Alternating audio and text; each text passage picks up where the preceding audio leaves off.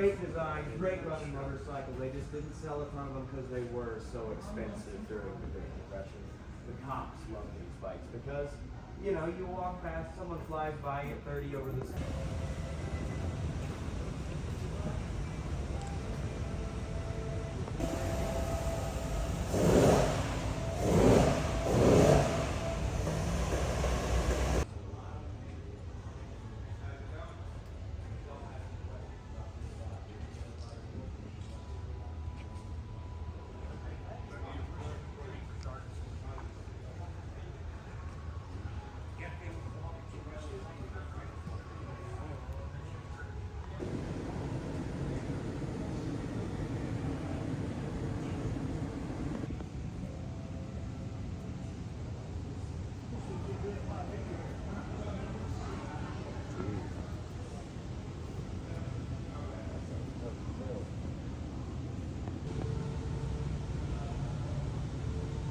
This old marsh. So this old marsh.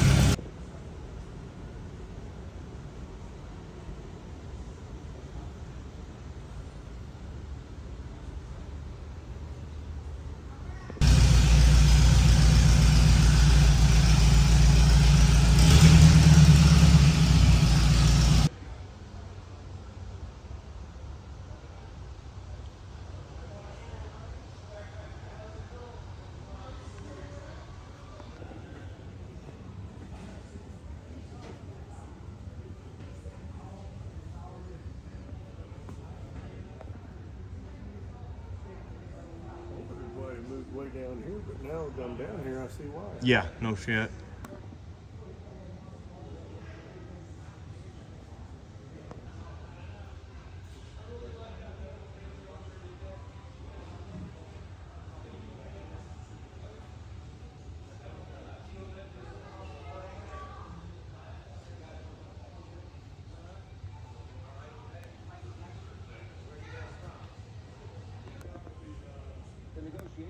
There you go.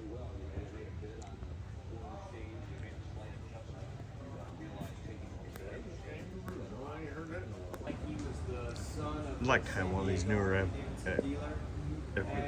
XRs. As a rookie in 1955 on that bike. How do I make this faster? The tools I have and the things that are in my garage. That was his whole bag, and that's what he built this thing around. And that tank over there is for the airship.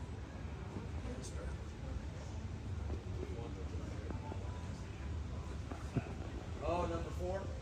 So that bike.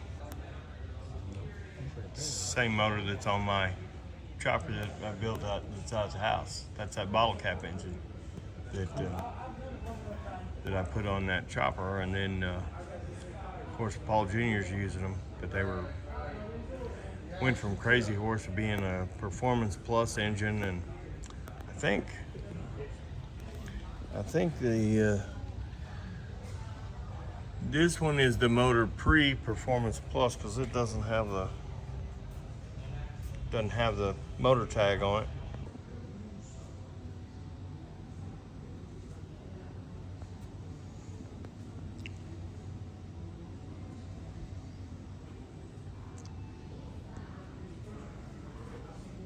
People donate them. Yeah.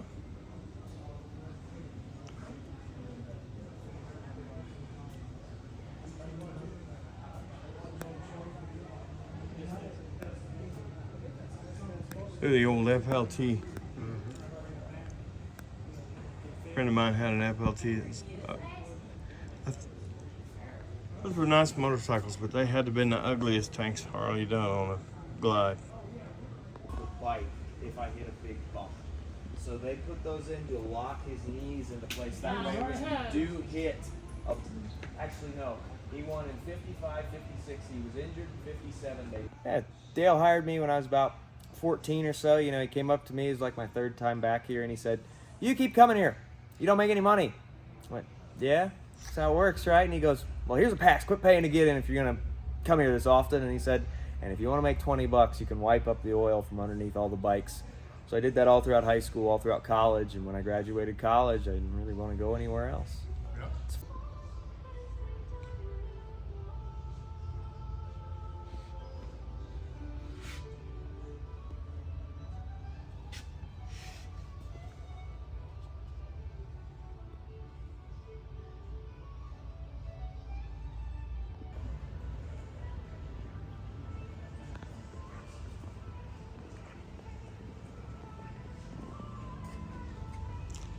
It was in this shape when he bought it too.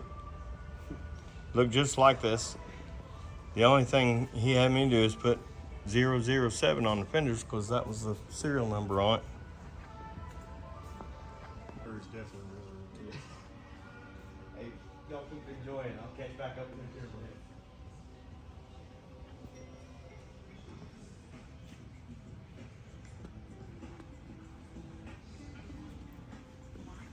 45.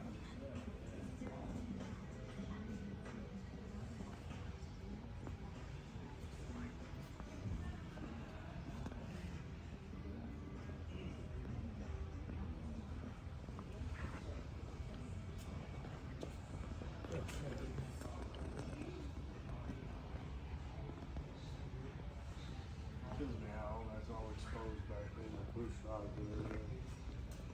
Here's a lot of the board track stuff.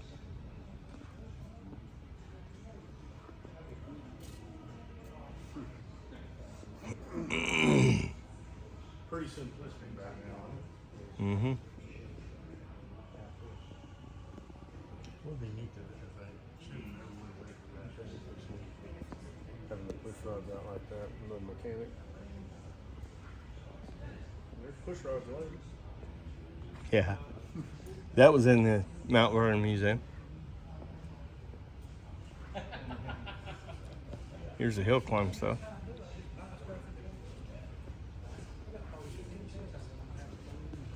I got a nice car hauler I'd like to sell somebody.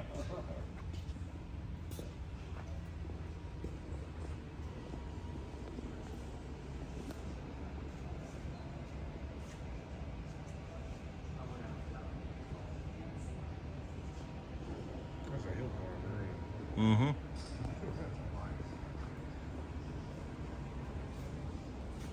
That's some crazy stuff, man.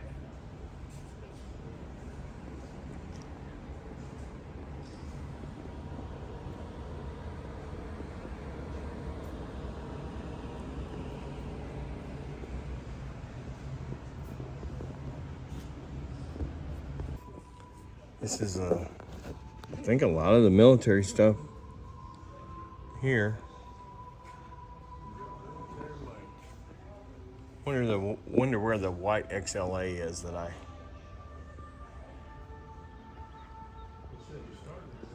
Yeah, he might have it up front or something.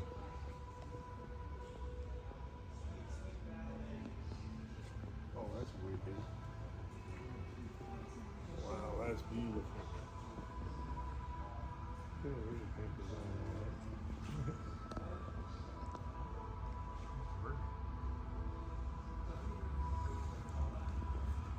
You know, that's the first I've ever seen an Indian chopper. How y'all doing today? Pretty good. How you doing? Doing well. Let us know. I was a good, close personal friend of Dale's Oh, welcome in. in Mount Vernon. He put me on my first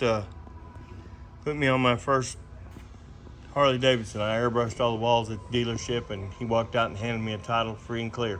Very cool. So, yeah, we caught Matt earlier. We're going to try to catch up with him and talk about his dad a little bit. Awesome. Man, his dad, Not another guy like him.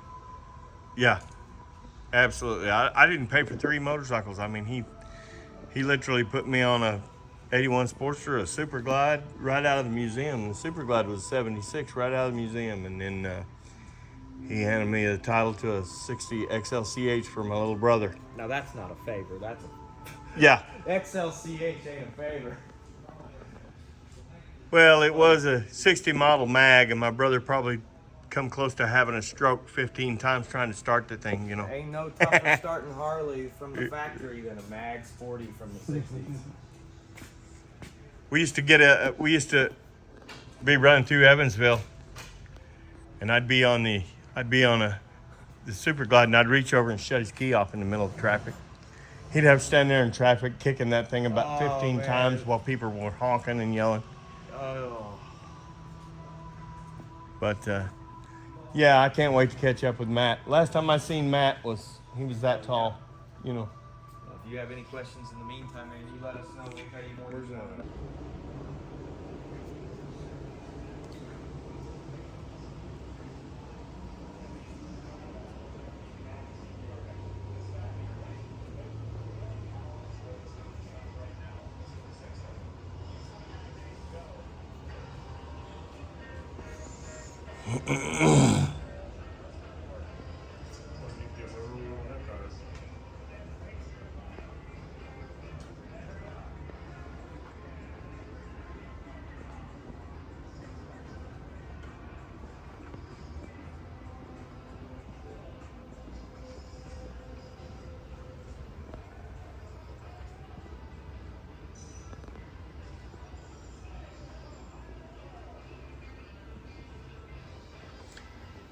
Here's the board track stuff over here.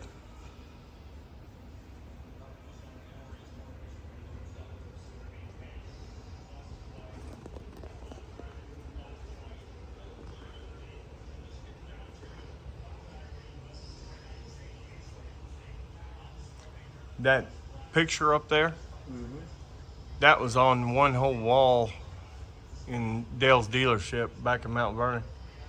I airbrushed that same scene on that wall.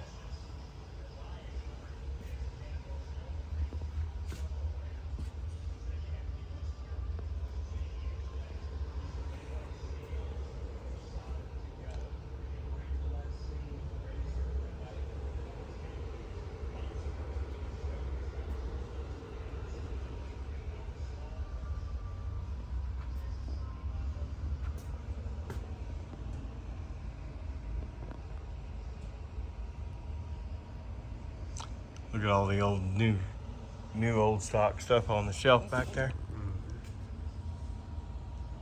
It's kind of storage system we need. Yeah.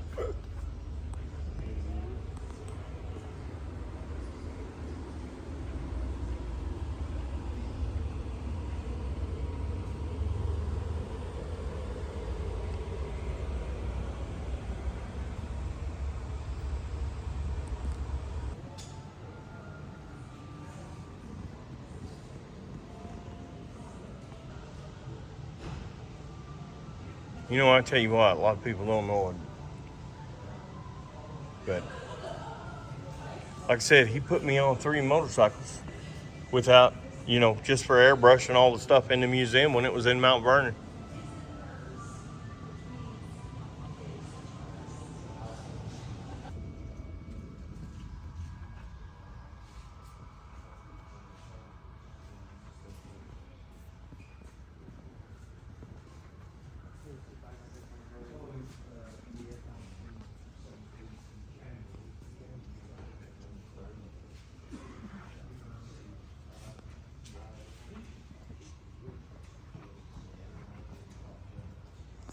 I also airbrushed that picture back there on one of the walls in the dealership at Mount Vernon. It's been so long ago, I don't even remember when I did it.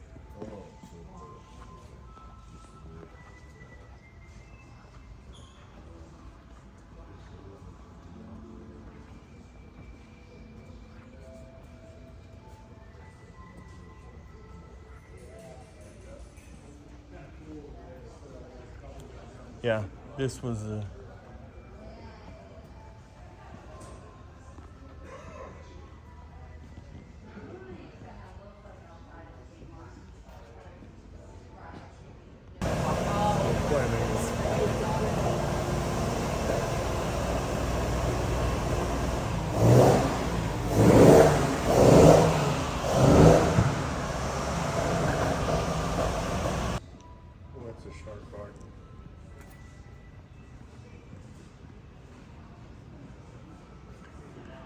love that Excelsior too.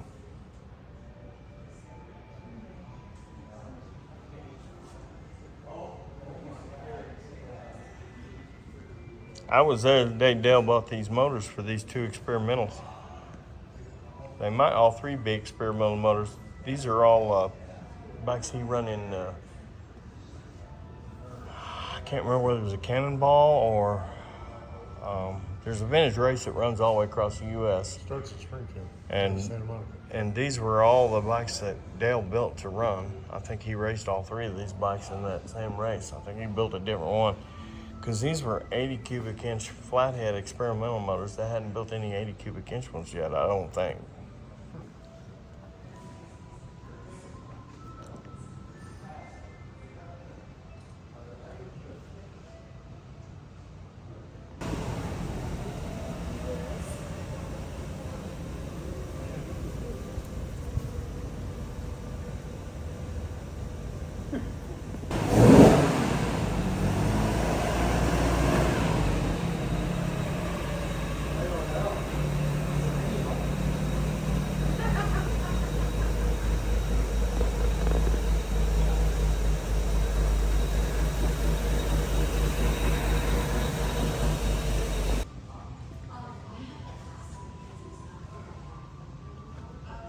State Patrol.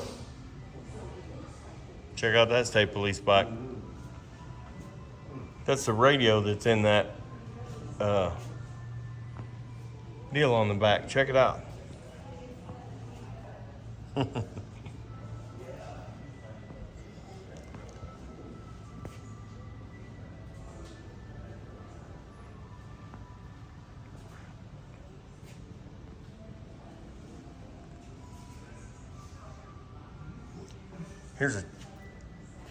I guess you'd call that the first CHIPS bike, California Highway Patrol.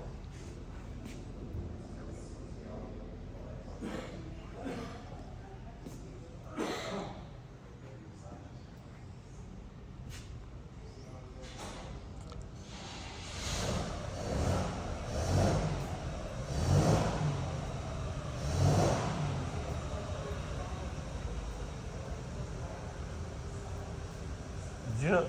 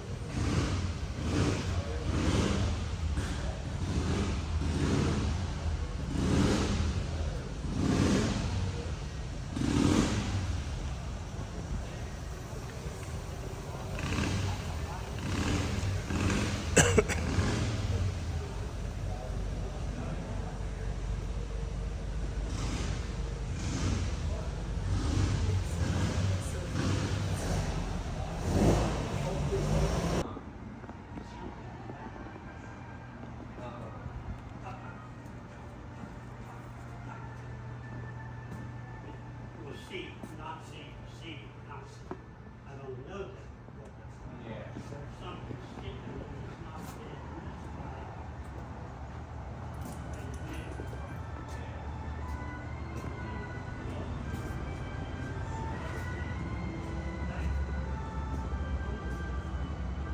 Yeah, it's popping, you get it up to mid RPM. When it turns square.